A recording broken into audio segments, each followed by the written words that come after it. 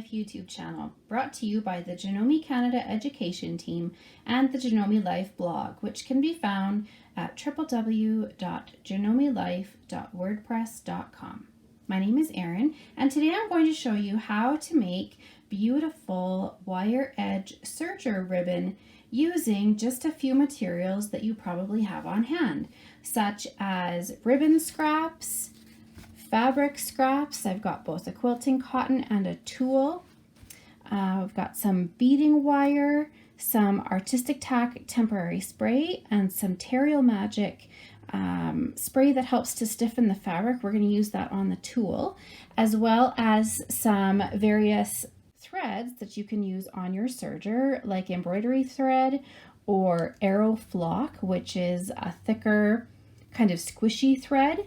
And we're also going to be using cording foot B, which is an additional foot that you can get for your serger, which makes this project much easier to do. So without any further ado, let's get started. The first thing we need to do is we need to cut some strips from our green quilting cotton and our pink tulle. So I'm going to start off by cutting two 1.5 inch strips from our quilting cotton fabric. So I'm just going to square up the edge of this fabric here first. That's the first thing.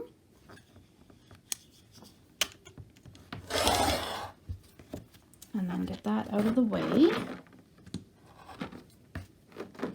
And now I'm going to cut 2.5 inch strips.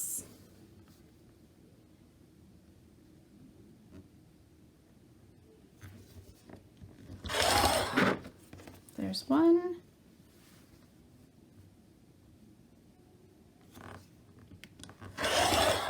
And there's two. So now that we have our strips for the quilting cotton, going to set those aside and we're going to cut strips of tulle. So the strips, okay, so there's my tulle, and with the tulle we're going to cut a 3 inch strip.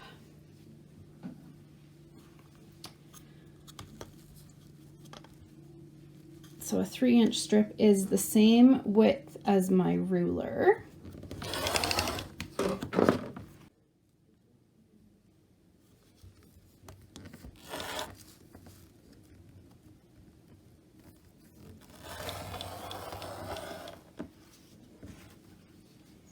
Okay, so there's my tulle, and I'm going to lay onto my cutting mat just my pressing cloth. It's I use it for when I'm working with Terreal Magic or anything that I need to spray and I don't want to have sprayed everywhere. So I'm going to just manipulate our big long strip of tulle. I got 2 strips here. Just gonna roughly fold them. No, I don't want them totally on top of one another. I want them to be relatively smooth where they are. And now I'm going to use the Terreal Magic just to get these wet, and then we'll move them aside while they dry.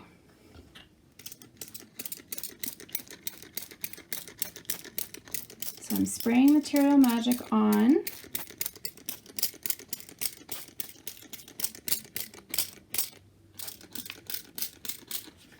And then I'm just gonna turn it over and make sure that it's totally covered. And then we're going to set this aside to dry.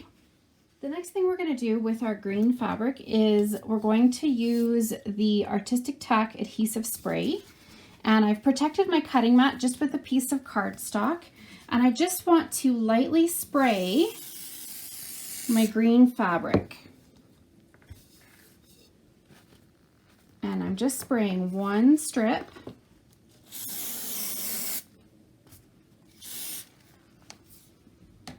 And then what I'm going to do is I'm going to lay the other strip on top, like this. And then I'm going to stick the 2 strips together and then take it over to the ironing board and give it a shot with the iron. So I've pressed my strips and I've set them aside. And I'm also going to take some of this black grosgrain ribbon, and I'm gonna cut off a length about 36 inches or a meter. But you don't need to see me do that, so I'm gonna do that. And when I come back, we are going to be all set up at the machine with a 3 needle serging. So I'll see you in a minute. Okay, so I have the serger all set up with a 3 thread serge. So I just have 1 needle inserted here, and I'm using the left needle because I want there to be enough space in between where the stitches are going to lie and the edge of my ribbon to put my wire through and stitch over. I'm also set to an R for the rolled hem setting, and I'm going to slide the switch here at the front so that I'm ready to do a rolled hem. And I've also dropped my knife, as you can see here. The next thing that I'm going to do is I'm going to increase the tension on my lower looper to about 5 so that it really pulls it underneath. And then I've also gone from standard to tight on the front adjustment of my serger. So I'm using the AirThread 2000D. So this is what it looks like when I back up. This is what the serger looks like, so we can see all the different components I talked about with the standard and tight adjustment on the front, and we can see the rolled hem setting, and the differential is set at 1. So we'll just go back here to our spot here, which was pretty good. And so now I'm going to take my beading wire and insert it through the hole on the front of the cording foot, and I'm using a 26 gauge beading wire. I find this gauge of wire really does work the best. It is very flexible, yet still holds a lot of rigidity, and that's what you need for when doing this kind of thing. So I'm going to put my wire through the hole at the front, and then I'm going to lift up my foot, just lift up my foot here and continue passing my wire underneath the foot. Actually, it works better if I just move the ribbon out of the way. And so I want to make sure that my wire is in the groove at the back of the foot. And it's okay if the wire's at the back, that's all right, because we're going to grab it when we start sewing anyways.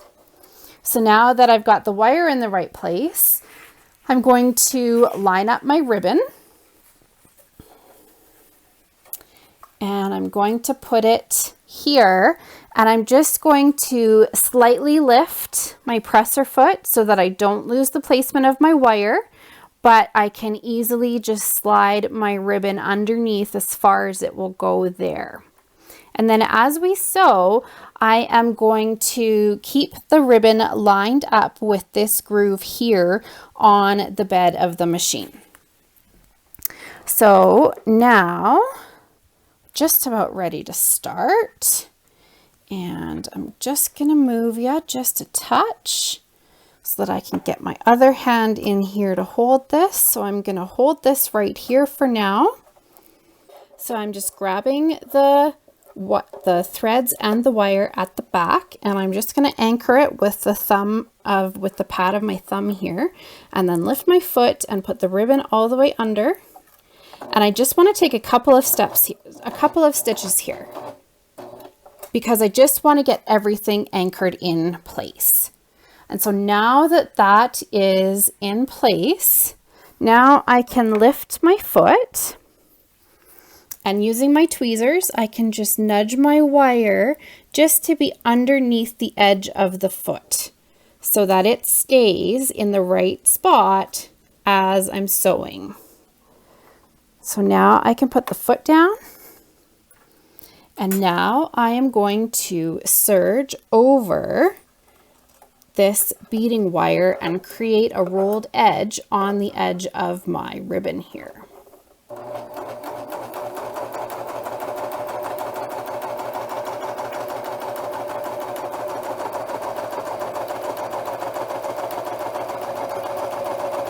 So I'm just going to stop for a moment now, and I'm just going to have a look to see what it looks like. So it looks not too bad here. I do want to try and cover up the wire just a touch. So I'm actually going to go a little bit shorter than the R on the rolled hem setting. And then I'm going to also move over a touch so that more fabric can get rolled underneath for my rolled hem.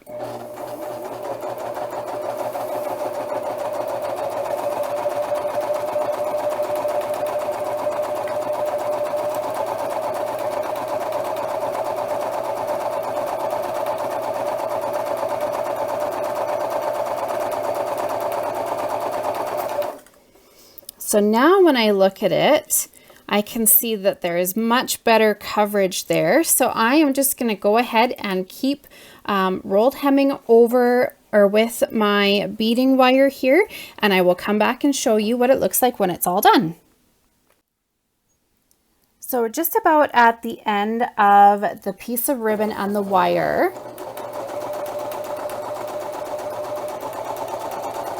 And so what I'm going to do is I'm just going to cut the wire a little bit past the end of the ribbon because we have to chain off anyways. So now I've cut that wire, and we're just going to continue stitching, and when you chain off, go over the end of the wire as well.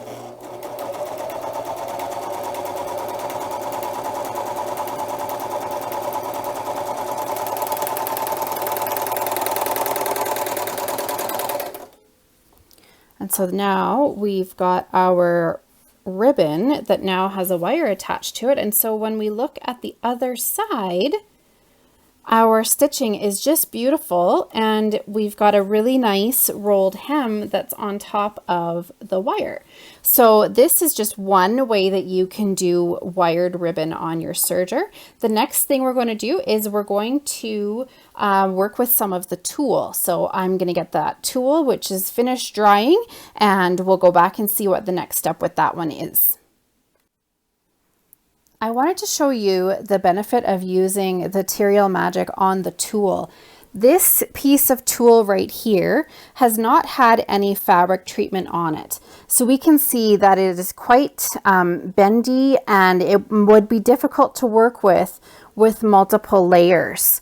If we look at the strips of tulle that I sprayed with the Material Magic, they're still very flexible, but they're much easier to maneuver and to place exactly how we want them. So that's why I did the Material Magic. And the other thing to think about when you're working with tulle is you want to make sure you have polyester tulle, not nylon tulle, because nylon tulle will melt if you need to press it. So as long as you have polyester tulle, you should be able to press it without a problem. So what we're going to do now with our layers of tulle is we're going to take our layers here. We are going to fold over, but not all the way. So we want to be able to see the different layers of the tulle here. So you're folding over about 2/3. Now, because we have sprayed this with the Material Magic, this is going to be much easier to manipulate because now our tulle has a little bit of body. So what I'm going to do is I'm just going to take this over to the iron and just give it a quick press, and I'll be right back. Once you've given your tulle a quick shot with the iron, I added a couple of sewing clips just to my fold here to keep my layers together.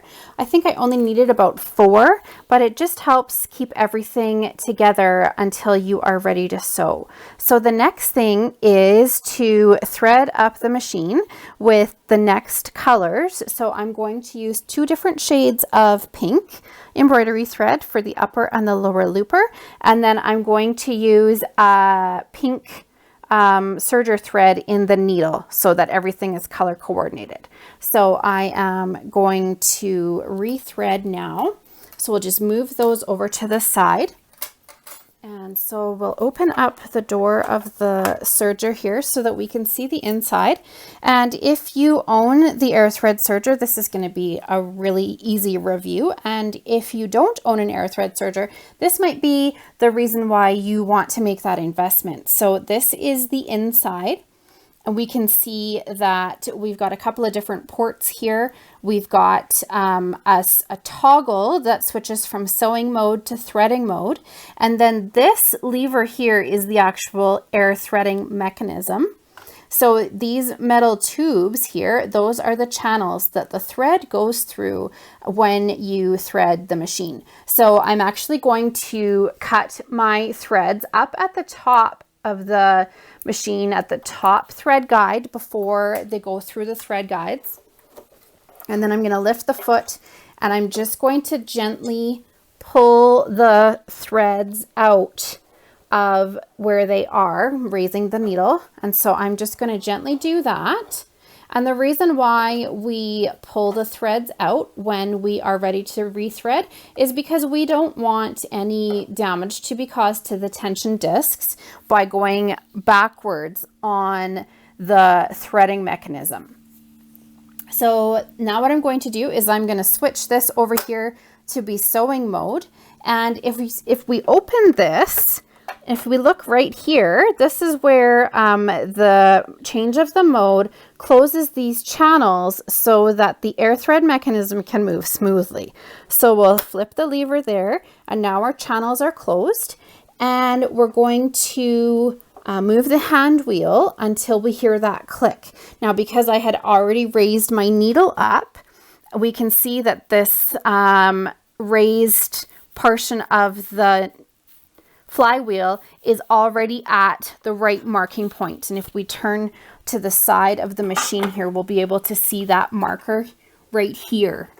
It's sort of raised on the frame of the machine. So those need to line up in order for the channels to close.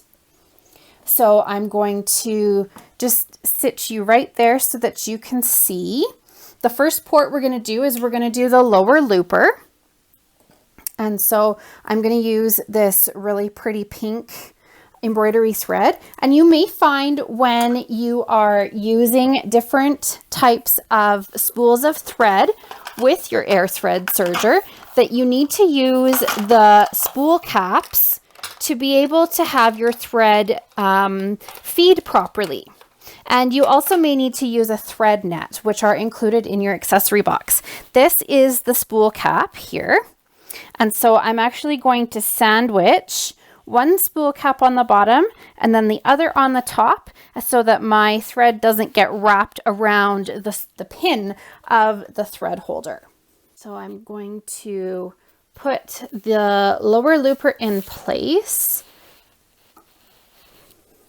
the thread through the top thread guide, and then I'm just going to bring the thread down here. And at the same time, before I thread the bottom looper, I'm going to make the same sandwich, if you will, with my thread for the top looper and 2 more spool caps. So I'm making that little sandwich just like this, and I'm going to put that onto the pin at the back, the spool pin, and then put that lid on. So now I'm going to work with the lower looper. So I'm going to pull this out so that I have about 12 inches of thread. And I want to make sure that my thread is in the channel, which it is. And then, of course, it's very dry here in Alberta. So I'm going to use tweezers to thread up the machine here. It's just easier than the threads not sticking to my fingers. So I'm going to poke maybe an inch or so of thread into the channel, and then I'm going to drop the loop and then raise the lever and lower it. And I want you to look right here to see that pink thread come out. There it is. And I didn't have to stand on my head to thread the lower looper. Isn't that awesome? So I'm going to now just pull that to the side, and I'm going to change the port here so that it goes over to the upper looper. And I'm gonna do the same thing. Poke about an inch of thread down into that port. Sometimes it helps if you snip the end of the thread off so that it's a fresh, smooth end of the thread instead of a frayed end. You know what I mean? So now I'm going to raise and lower this lever, and I want you to look right here to see that other pink thread go flying through. So I'm going to raise that up and then lower it down. And there it is. So much easier to thread a serger with air threading. So now that I'm done threading my loopers, I'm going to flip that back to sewing mode. And now we can see the channels are open and we can see our 2 threads there. And so now I can close the door on the front of the machine. Next, we need to thread our needle. So I will zoom in here so that we can see where the needle threader is. And I'm going to use a pink thread, just a regular polyester sewing thread. So I'm going to go through the slot at the top and then through the hole. And then I'm going to go through the thread guide at the back. And then I'm going to come down through the tension disc here. And then it's going to go under here and then up and over this little finger and then down here into the left thread guide and then around this little loop. And so I've got my needle threader. We can see that it goes from left to right. So if it's pushed this way, then you could thread the right needle. Otherwise, you want to pull it out gently and you'll be in position for the left needle. And so now I'm going to put the foot down. And what that does is it parks the thread into the tension discs so that the thread can't come undone while you are threading it. So I'm going to use the lever on the side of the machine to come down, and it goes right into the eye of the needle. And so we're looking right here, there's a little wire in between these 2 I guess prongs of the needle threader. So all you need to do then is you need to grab your thread, and I just put my thumb here to hold it in place. And then I want to just draw it gently to the back, and we can see now that the thread is in the eye there, or in the little hook of the needle threader. So now when I lift the needle threader back up, it draws the thread through the eye of the needle and then gives you a loop here that you can grab with your tweezers to pull to the back of the machine. So we have officially threaded our air thread serger. All of our threads are in the back. What I like to do is once I have them threaded is I do like to just cut them all to the same length with the thread trimmer on the side of the machine. And then just to double check that I have everything threaded properly, I am just going to chain a few stitches here just to make sure that everything is threaded properly. So I'm just going to stitch just a little bit, and we can see that yes, we have stitches forming.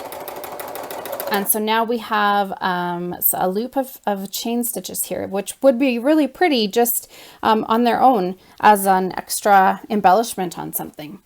So I've got that all done. And so now what we're going to do is we're going to do the same thing with the tool and the wire that we did with the black ribbon and the wire. So I'm going to unspool a few inches of wire so that I can get it inserted through the hole at the front of the foot. And I'm going to lift and put my wire all the way through.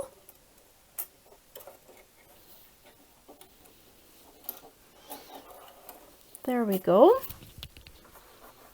And this time, before we add the tulle, because the tulle can be a tiny bit more fiddly than ribbon, I'm just going to chain a little bit of stitches around my wire here.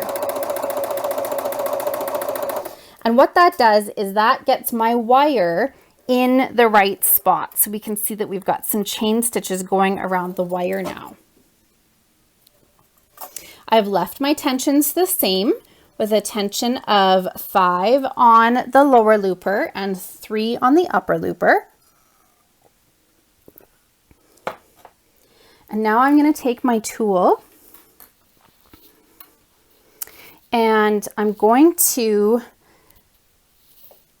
maneuver my tulle so that I have this folded edge just along the edge of the needle plate here.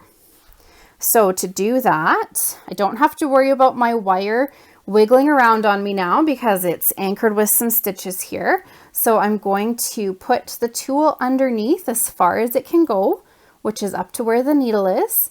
And then I'm going to put the foot down and I'm going to start sewing.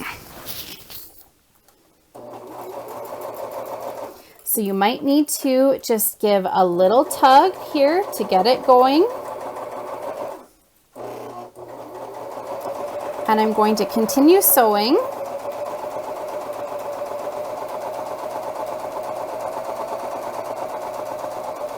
And we'll just have a quick little look. Look at how pretty that looks on the edge of the tulle. That's just so pretty. So I am going to finish off doing the rolled hem over the wire on our strip of tulle. And I'm going to cut the wire the same way as I did for the black ribbon, and I'll be right back to show you what that looks like. Okay, our ribbon is all done. Is this not the prettiest ribbon you have ever seen? It is so pretty with all the different colors of pink in the stitching. So we had a dark pink on the top with our upper looper, and then a lighter pink on the bottom, and then we used a pink needle thread. And then we just did a rolled hem over that. And how pretty is that? So that slight gathering that we have here, that was just a natural occurrence with doing the rolled hem here. But if you wanted it to be more gathered, you could definitely increase your differential a little bit, and that would give you some really pretty gathers as you are rolled hemming over your wire. I cannot wait to show you how to tie some bows with all of our lovely wired ribbon we're making today. So next up is our wired ribbon with our quilting cotton. And I'm sure you have tons and tons and tons of scraps of quilting cotton. So this is a lime green grunge that I've got here. And remember, I cut it into 1.5-inch strips, and then I sprayed them with the Artistic Tack basting spray and then press them together. So what I want to do before I actually do the rolled hem on these is we're going to do just a really quick 3-thread overlock on both sides of the fabric just to get our layers to stay together. So I'm going to thread up the machine with some green thread and I'll be right back. Okay, so we're back. We can see that we have switched to having the right needle because I just want a very narrow overlock on the edge. I've also activated the knife so that we can even up the edges of our 2 strips of fabric that we've stuck together. And I've left the same foot on because it doesn't really make a difference right now for just doing the edge here. So I'm just going to lift the foot to position the fabric, and then I have a stitch length of 5. My differential is still at 1, but I just want to have this be quick. So it's kind of like a baste.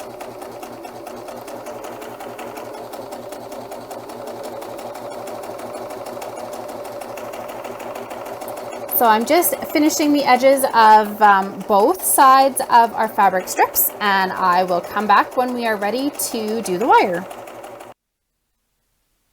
So we're using that lovely thread I showed you before. It's called Arrow Flock, and it is kind of plush. So we can see how it can fill up and spread between the stitches, especially in a rolled hem. So we're going to use that to cover over the edge of the wire for our green ribbon. So I'm going to use the tweezers to insert this thread into the lower looper port here. And so I'm going to poke that through there. And I've got lots of slack here. So I'm going to lift up the handle and then watch right here. There's our red thread.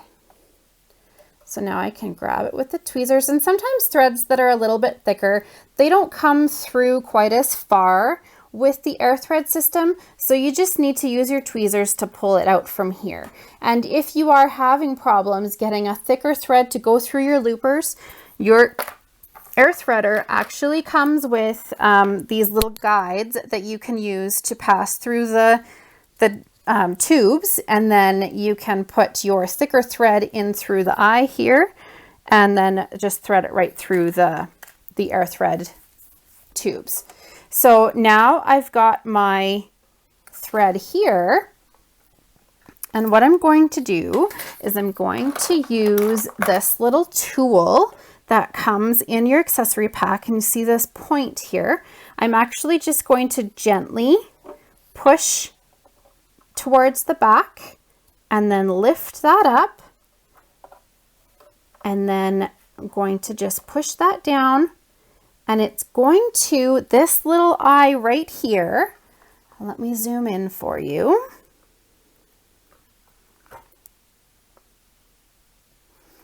This little eye right here goes into the tip of the upper looper. So actually what happens is now our thread is going to go, our lower looper is going to go right here. And as the stitch is formed, this red thread is going to be going on the top and the bottom around the raw edge of our fabric. So this is a technique that you can use with lots of different kinds of usages. You can do this on activewear with a faux flat lock. You can do this just regular serging. It's really nice to use the arrow flock if you have sensory issues. So if you're doing undies or sleepwear and you want to have soft thread on the seam so it doesn't irritate your skin, the arrow flock is a great thread for that. The other thing I'm going to do is I'm going to use this same little tool to reach up and grab my needle, because I want to move my needle back over into the left position. So I'm going to grab my needle here so that it can't fall down into the serger, and I'm going to loosen my screw and then get it to come down. And it doesn't want to come down because of the thread that's in there too. And then I'm going to loosen the left and position it, and then insert the needle back up into the left needle position. And then tighten up that screw. You don't want to over tighten these here. You just want to have them firm enough so that the needle doesn't come out as you're sewing. Okay. So we're going to put this thread under here and lift the foot up. And so now the next thing I need to change is I need to lower my knife again. And to lower the knife on the air thread serger, there's a little dial right here. And I'm going to push it in and turn it. And we can see that the knife is going down. And then that pops out when it's in the right position. I'm also going to switch back to the rolled hem setting. And so that puts the stitch finger, which we can see right here, that supports the loops of the looper threads. So when we slide the stitch finger back, now our stitches can roll under really nicely. And so I'm going to slide the toggle back over here and make sure that my thread is in the right position for the 2-threaded conversion, which is right here.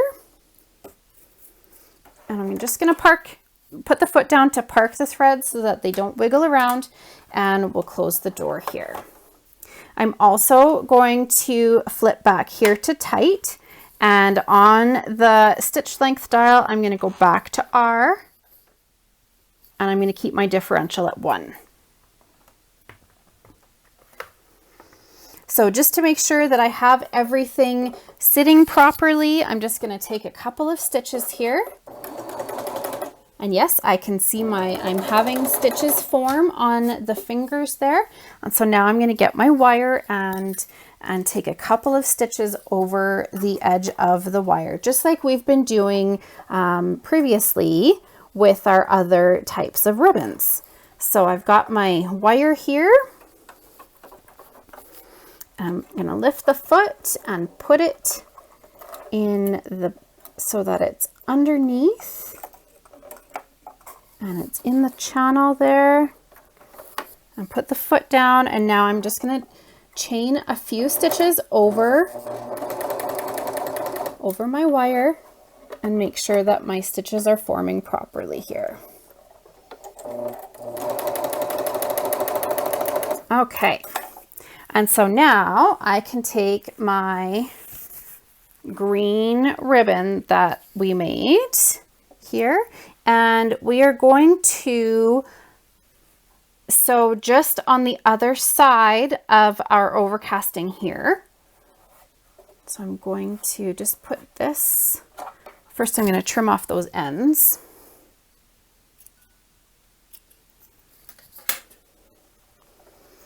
And I'm going to lift the foot just a little bit. And then I'm going to start sewing.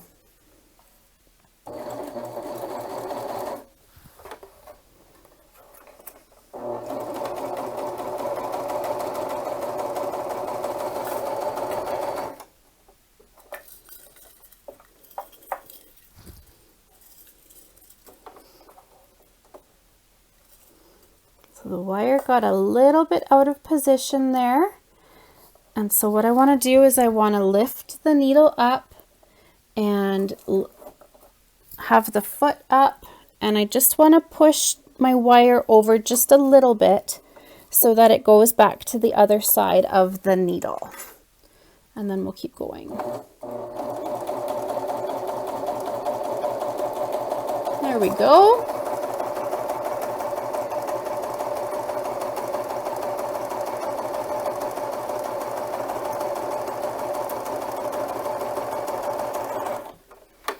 So when we go and have a look, we can see that we've got this really nice dark green formed by the needle thread here.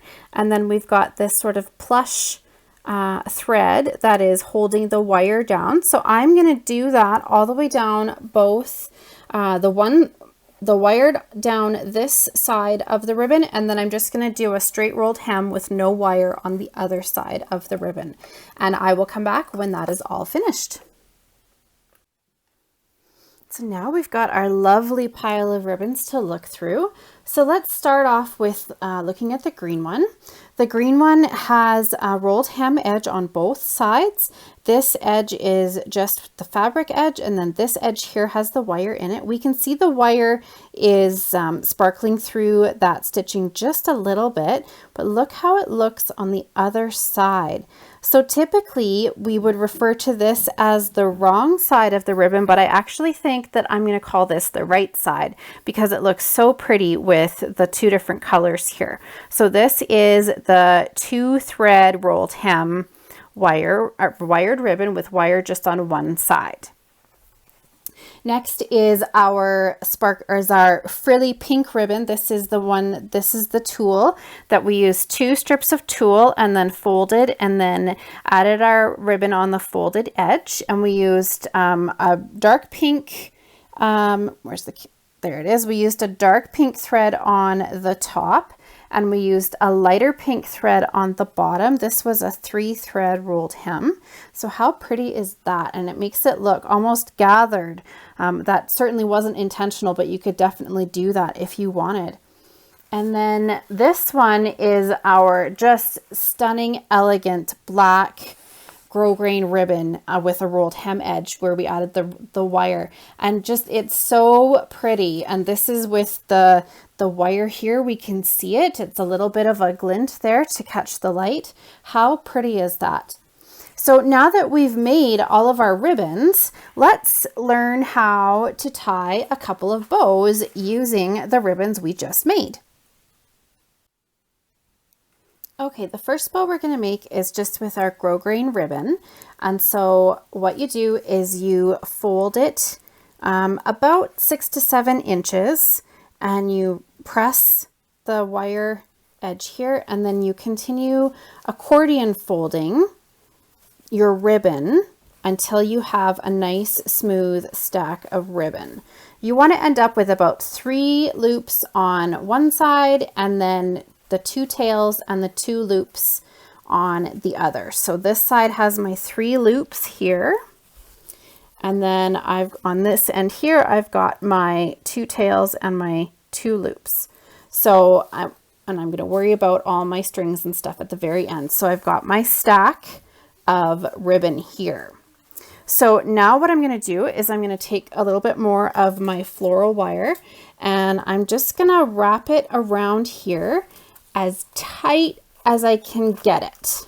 So you might need to start with a bit of a length of wire and really smush it up in the middle, and then you can either start twisting or you can continue wrapping around. So I'm going to twist it like that, and then I am going to just pull it tight here and really make sure it's as tight as I can get it. So really just wrapping it around nice and tight. And then I'm going to take my wire cutters and snip that little bit of wire off here. And then while I have the wire cutters out, I'm going to just snip off the other ends of my wires from before. You probably will want to have a little bit of fray check handy at this point so that you can finish off the edges of your bow and make sure that it's not going to fray.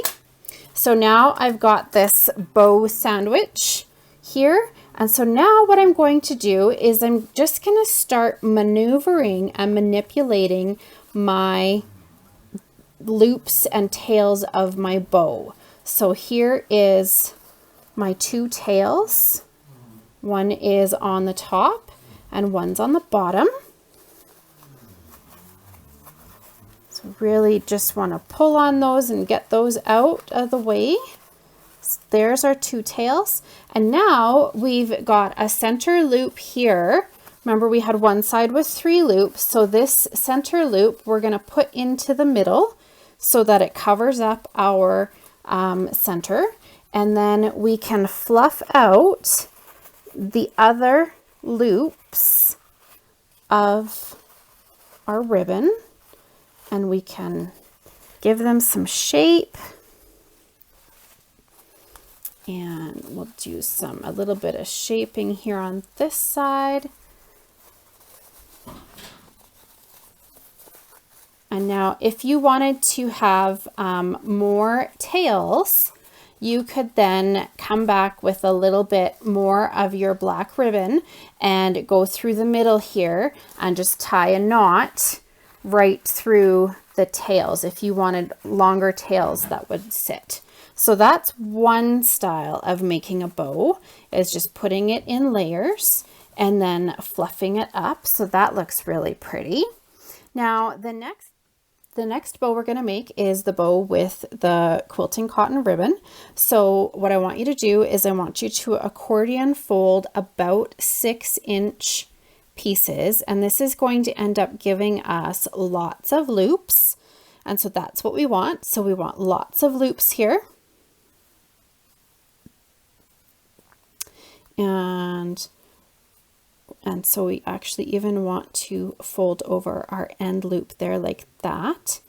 And now what we're going to do is we're going to take a little bit more wire and we're going to poke the wire through all the layers of fabric. Now this should be fairly easy to do with the wire that you made your ribbon with, and it should just poke right through in the middle of all of these loops. Do you see how I'm doing that? We're just poking them right through the middle like that. You don't need any fancy tools to do this. You just need to make sure that the end of your ribbon is sharp. So we're going to poke it through all the layers. And if you don't hit the middle, that's okay, as long as it gets through all of the layers. So then once you're through all the layers, so that now it kind of looks like your ribbon is sort of shish kebabbed onto the wire, we're going to pull it tight so that all the layers get squished together. And then I'm going to pull the wire like that, and we want to twist it like you would twist a twist tie on a bag. And really make sure that it's twisted nice and tight. And then going to trim the wire here. And just make sure that it's twisted nice and tight so that it's not going to stab you. And if you have extra, you can twist it around to the back as well. And so now we're going to just do more loop fluffing here. So we want to fluff up all of our loops. And because we put the wire through the middle of our stack of loops, we can swivel our ribbon loops side to side, back to forth, so that we can make a really large, full loopy bow. Making bows is really fun because you really get to manipulate the loops of fabric to really get the perfect look that you're going for. So there is my loopy bow. And I'm going to just keep playing with it. I'm going to bring that loop more to the front and this loop more to the front.